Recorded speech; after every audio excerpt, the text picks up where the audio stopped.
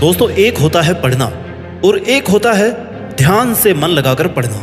क्योंकि पढ़ना तो हम उसको भी बोल सकते हैं जब घंटों तक किताब सामने खुली हो और हमारा ध्यान कहीं और हो। लेकिन ध्यान से मन लगाकर पढ़ने का मतलब है कि तुम जितनी देर किताबों के सामने बैठे हो, तुमने उतनी देर में कुछ ना कुछ याद किया है, कुछ ना कुछ रिवाइज किया है, कुछ ना कुछ उसका आउटपुट निकला है। सच में अगर कुछ करना चाहते हो ना लाइफ में, तो ये जो किताब सामने रखकर खुली आंखों से खुद को और बाकी सबको धोखा दे रहे हो, इसको छोड़ना पड़ेगा। सबसे पहले तुम खुद का स्टडी सिटिंग टाइम ऐसा रखो जिसमें जितनी देर पढ़ाई करो उतनी देर सिर्फ पढ़ाई ही करो। उस वक्त लोगों की बातें नहीं, दोस्तों का लालच, ये सब तुम्हारे दिमाग में नहीं आना चाहिए। अगर तुम अपने टारगेट को लेकर डिटरमाइंड रहोगे तब ही तुम्हारे गोल्स पूरे हो सकते हैं। तुम डिटरमाइंड रहोगे, उसके बाद तुम्हें कोई कुछ भी कहे कि तुम कुछ नहीं कर सकते, तो उसकी बात बिल्कुल मत सुनो, चाहे वो तुम्हारा कितना ही खास क्यों ना हो। क्योंकि अगर तुमने खुद ठान लिया है ना कि तुम्हें ये करना है, तो फिर कोई माई का लाल तुम्हें वो अचीव करने से नहीं रोक सकता, बशर्ते तुम्हारी मेहनत होनी चाहिए। किसी की भी नेगेटिव बातों पर ध्यान मत दो। तुम्हारा काम है लगातार पढ़ाई करना, अपने गोल्स के लिए, अपने करियर के लिए, अपने फ्यूचर के लिए, बस उसके लिए मेहनत करते रहो। जिस दिन मन हारने लगे ना, उस दिन अपने आप से पूछना कि तुमने स्टार्ट क्यों किया था। अगर तुम्हारा कोई सपना है ना, तो उसे पूरा करने के लिए अपनी पूरी जी जान लगा दो। जो लोग खुद कुछ नहीं कर पाते ना, वो दूसरों को नीचे गिराने की कोशिश करते हैं, क्योंकि उन्होंने कभी स्ट्रगल नहीं देखा। जिन्होंने संघर्ष देखा है और किया है, वो कभी भी तुम्हें कोई नेगेटिव कमेंट नहीं देंगे। तुम्हारे दिमाग में बस इतना ही होना चाहिए कि जो चाहिए उसके लिए मेहनत करो, हासिल करो उसको, बस बात खत्म। इधर उधर की कोई बातों पर तुम्हारा ध्यान नहीं जाना चाहिए। किसी भी एग्जाम में टॉप रैंकर बनना कोई इम्पॉसिबल टास्क नहीं है, बस हमारी कोशिश ही ऐसी नहीं होती कि हम टॉपर बने।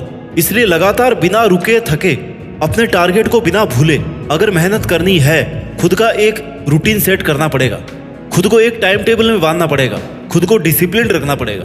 उसमें सबसे पहला काम है, तुम जहां पढ़ रहे हो वो जगह पढ़ाई के लिए सूटेबल हो। आपकी पढ़ाई आपकी सराउंडिंग पे डिपेंड करती है, इसलिए सही जगह का, सही डायरेक्शन का होना बहुत जरूरी है। पढ़ने के लिए अच्छे एनवायरनमेंट का होना बहुत जरूरी है। और अगर तुम अपनी पढ़ाई बहुत भीड़ भाड़ वाली जगह, शोर शराबे वाली जगह कर रहे हो ना, तो आपका ध्यान डाइवर्ट होना एक नॉर्मल बात है। इसलिए जिस टेबल चेयर पर आप बैठ करके पढ़ाई करते हैं, वहां सिर्फ और सिर्फ आपकी किताबें और सामने की दीवार पर लिखा हुआ आपका टारगेट होना चाहिए, जिससे तुम उसे भूल ना पाओ। क्योंकि हमारा माइंड हमें बहुत जल्दी कंफर्ट जोन में डाल देता है। वो तुम्हें ये भी कहेगा कि भाई सो के पढ़ ले, बेड पे चल के पढ़ ले, कंबल ओढ़ के पढ़ ले। लेकिन तुम्हें अपने आप को इस चीज के लिए प्रिपेयर करना है कि अगर मैं इस जगह से हट के दूसरी जगह बैठ करके पढ़ूंगा ना, तो मैं सिर्फ किताब खोल के बैठा रहूंगा, टाइम वेस्ट करूंगा। खुद को हार्ड वर्क के लिए प्रिपेयर करो। खुद को जब थोड़ा बहुत कष्ट मिलेगा ना, तो ही पढ़ाई हो पाएगी। आराम में तो आराम ही आराम है बस। दूसरी बात, अब आप पढ़ाई करते तो बैठ गए हो, नेक्स्ट जो बात है ना, वो ये है कि तुम्हारे पास पूरे दिन का, पूरे महीने का, पूरे साल का टारगेट होना चाहिए। उसका एक शेड्यूल होना चाहिए। तुम्हारे पास टाइम टेबल होना चाहिए कि तुम्हें कितने दिन में क्या कवर करना है। जब तक तुम्हारे पास टाइम टेबल नहीं होगा, तब तक तुम्हारे माइंड को पता नहीं पड़ेगा कि वो यहाँ टेबल चेयर पे क्यों बैठा हुआ है। इसलिए एक सही एनवायरनमेंट के बाद एक अच्छा और सही टाइम टेबल होना बहुत जरूरी है। टाइम टेबल ऐसा ना हो कि वो आपको स्ट्रेस में डाल दे। टाइम टेबल ऐसा हो कि आपकी बॉडी, आपका माइंड आराम से उसे कवर कर सके। बोझ मत डालना अपने माइंड पर, क्योंकि बोझ से, स्ट्रेस से चीजें फट जाती है, दब जाती है, तो वो आउटपुट नहीं आ पाता जो आपकी असली पावर है। इसलिए इजी वे में अपना टाइम टेबल बनाकर खुद को छोटे छोटे टारगेट्स दो, जिससे कंटिन्यूटी बनी रहेगी। कंटिन्यूटी का होना बहुत जरूरी है। एक बार छूट गया तो बस पीछे छूट गया, फिर दोबारा जीरो से शुरू करना बहुत मुश्किल होगा। बात नंबर 3, एनालिसिस।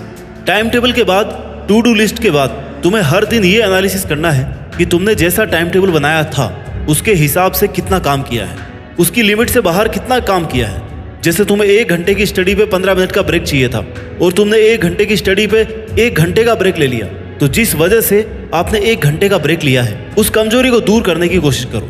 वो आपका मोबाइल फोन हो सकता है, आपकी नींद हो सकती है, आपके दोस्त हो सकते हैं। क्योंकि ये 1 घंटा खाने वाले लोग कब तुम्हारे महीने और साल खा जाएंगे तुम्हें पता भी नहीं चलेगा। इसलिए डाइवर्जेंस को खुद से दूर रखो।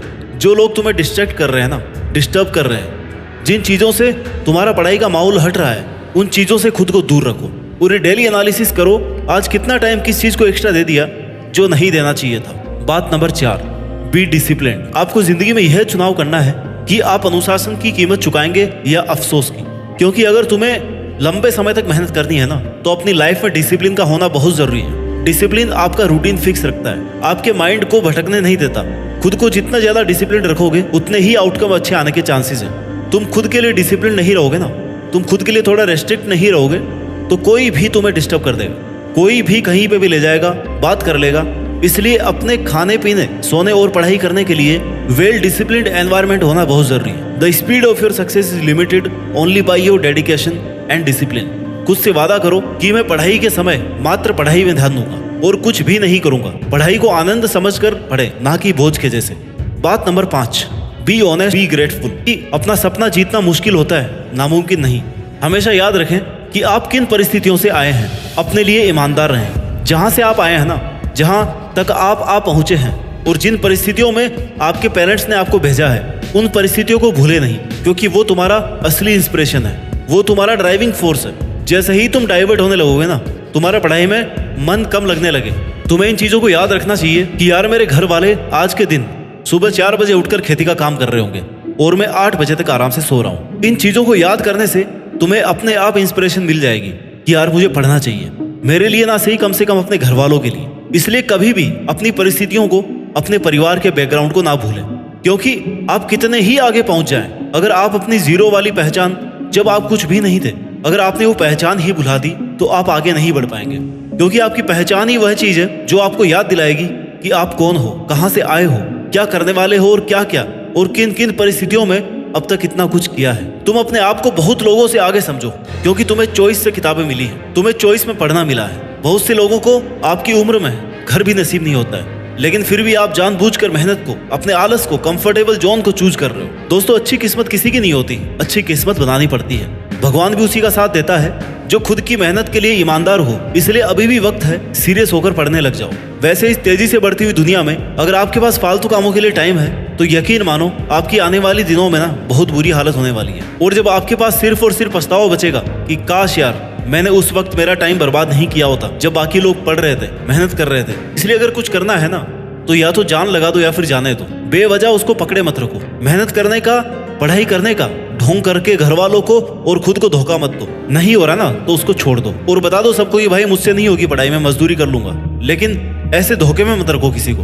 There is no substitute and no shortcut for hard work. भाई मेहनत तो करनी पड़ेगी, वो भी स्टेप बाय स्टेप। मुझे नहीं पता अभी कि किसके पास कितना टाइम बचा हुआ है और साल भर किसने कितना कुछ कर लिया है, कौन कितना पानी में है। मुझे बस इतना पता है कि अगर आज से, अभी से शुरू करते हैं ना, तो तुम वो अचीव कर सकते हो जो तुमने सोचा है। आपके पास जो टाइम बचा है उसमें अपना फिक्स टाइम टेबल बनाकर अपना 100% देने की कोशिश करो और मन लगाकर उन बचे हुए दिनों में वो करके दिखाओ जो आपके पेरेंट्स ने आपसे उम्मीद लगा रखी है। अपना कंफर्ट जोन छोड़कर आराम, मस्ती, मौज से दूर हटके, सोशल मीडिया से दूर रह के अपनी और किताबों की दुनिया में ऐसे खो जाओ जैसे आपके और किताबों के अलावा आपके जीवन में कोई और नहीं है। अगर आप पढ़ाई कर रहे हैं ना तो आपके दोस्त सिर्फ और सिर्फ किताबें हो सकती हैं, बाकी सब झूठ है, फरेब है। ये सब लोग जो तुम्हें आज कह रहे होंगे ना कि हमारे पास तुम्हारे जैसा कोई दोस्त नहीं है, ये वही लोग हैं जो कल तुम्हें छोड़कर चले जाएंगे। इनके होने और नहीं होने से फर्क नहीं पड़ता, लेकिन अगर तुमने किताबों का साथ छोड़ दिया तो तुम कहीं के नहीं रहोगे। इसलिए जो जरूरी है ना उस पर फोकस करो और बहाने बनाना बंद करो। 99% of failure comes from people who have the habit of making excuses. इसलिए सेल्फ डिसिप्लिन को अपनाओ और अपने मन को और अपने माइंड को कंट्रोल रखो और उसे कहो कि भाई कुछ दिन पढ़ ले, उसके बाद में तो फिर मजे मजे हैं। जैसे कि शादी में अच्छा खासा माहौल बनाने के बाद ही शादी का मजा आता है ना, वैसे ही अगर तुम्हें बहुत अच्छी पढ़ाई करनी है, मजे मजे में पढ़ाई करनी है, तो अच्छा सा माहौल क्रिएट करो, अपना टाइम टेबल सेट करो, खुद को यह याद दिलाते रहो कि तुम यहाँ पे क्यों आए हो और जी जान से अपनी मेहनत करके टॉपर बनो। Stay dedicated because great things take time. वक्त लगता है लेकिन मेहनत करने वालों का टाइम जरूर आता है। और मुझे उम्मीद है कि एक दिन आप भी अपनी मेहनत के दम पर देश में अपना नहीं बल्कि दुनिया में देश का नाम रोशन करेंगे। जय हिंद, वंदे मातरम।